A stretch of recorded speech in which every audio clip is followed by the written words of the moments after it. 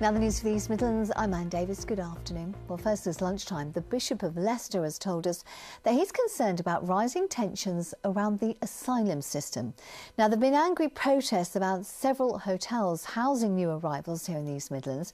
Last night, a demonstration by villagers in Kegworth attracted rival groups from out of town. Welcome to Tuesday's programme with me, Anne Davis.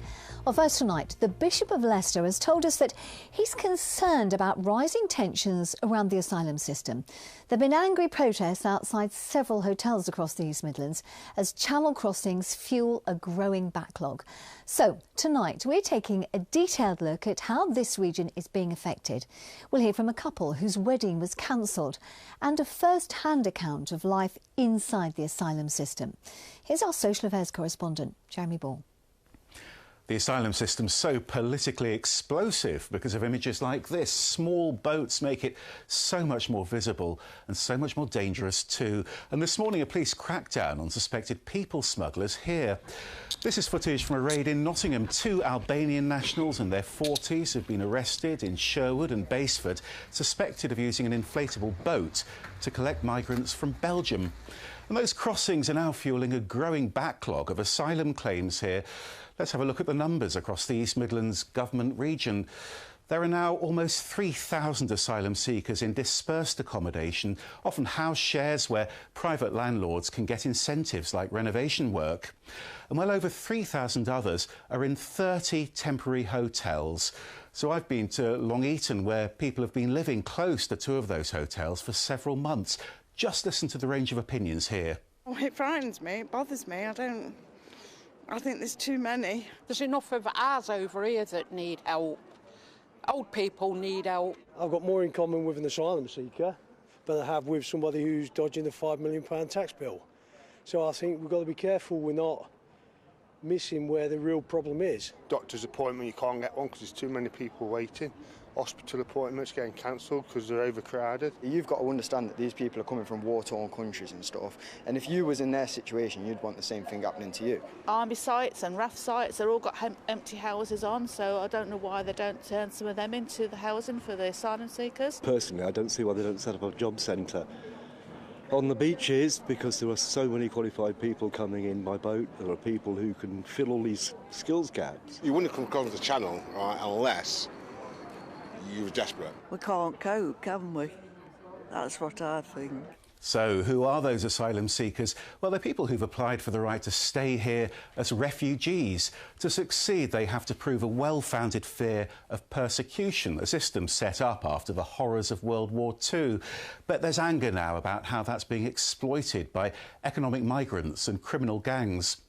But look at this, 3/4 of last year's asylum decisions accepted that people could stay here. And the system has been the focus of this month's big production at Nottingham Playhouse. Make yourself useful. The Beekeeper of Aleppo, a heartbreaking story of a traumatic escape from the Syrian civil war. And I'm scared. A couple preyed on by violent people smugglers, then struggling to make a new start as asylum seekers here. How long are you in this country? If you want to understand what that's like, speak to Mo down the road here at Refugee Roots. Mo spent 2 years in the asylum system fighting for his right to settle here. 2 years when he wasn't allowed to work and faced the constant threat of being deported. You have no control in your life at all. Pressure is enormous. So everybody started having a mental health problem too. I had a mental health problem. Church helped me to recover. I mean, you can't even go to the college. This is the last choice they got. So what's the solution then? Sooner they get that refugee status, they'll start to find a job, pay a tax. They're helping the country. Steph and Tom here in Markfield were affected by that backlog too. After 2 years planning their wedding, their hotel venue decided to take an asylum contract instead. I was at work, got a phone call, he just says, "Oh, I'm just ringing to let you know your wedding's cancelled." I was crying. I felt lost, gutted really. We'd done so much planning, we'd literally just sent the invites out the week before as well. I understand people need places to go, they need shelter, but it doesn't need to be 4 or 5-star wedding venues. We want you out. And hotels like this one in Mansfield have become a flashpoint over the last few weeks. there are legitimate local concerns, and tensions also being stoked up by groups from out of town. In Leicester, there are those from our churches who visit people in these hotels. But a very different message from Leicester's bishop.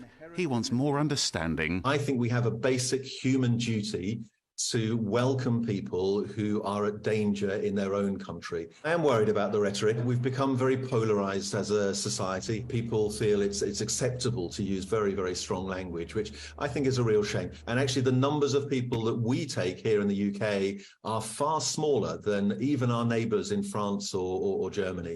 Those numbers mean there's now around one asylum seeker for every 780 residents here in the East Midlands. But 2/3 of them have been placed in our largest cities, often in cheaper neighbourhoods where services are already stretched.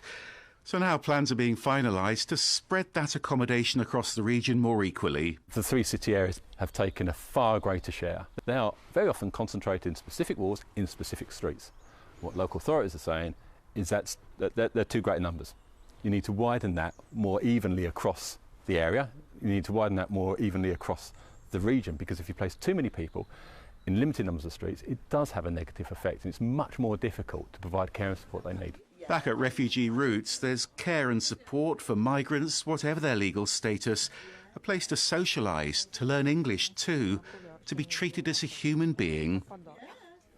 Well, Jeremy's here with me in the studio. We saw in your report, some protests, and today we've got news of an arrest with regard to that. Can you tell us more? Yeah, that was in Kegworth, where there is real concern about plans for over 200 new arrivals. And now, a lot of villagers turned out last night. People are really genuinely worried here, worried about who's coming, for instance, worried about the pressure on services like the local doctor's surgery, for instance. There are, though, also concerns about protecting the asylum seekers who'll be placed there, and the government contractor, Serco, says, look, these asylum hotels are now being targeted by far-right groups. We also heard in your report about Steph. Now, she was talking about her wedding plans. Why are things like wedding receptions being cancelled like this? They're essentially a casualty of lucrative block bookings. What happens is the hotels aren't commandeered. They either accept bookings. Sometimes they bid for these contracts as well, because, it's long-term business, and I'm told it's actually saved some hotels in this region from bankruptcy. Now, it has upset a lot of local councils because they say, look, we're just not getting enough notice to plan services around this, particularly in those smaller villages. And that's why council leaders in Leicestershire have written to the government asking them to stop that Kegworth plan. And is anything being done to sort of calm this situation down a bit? All sorts of stuff. First of all, a big push to clear the asylum backlog. That's so that the hotels won't be needed at all, of course.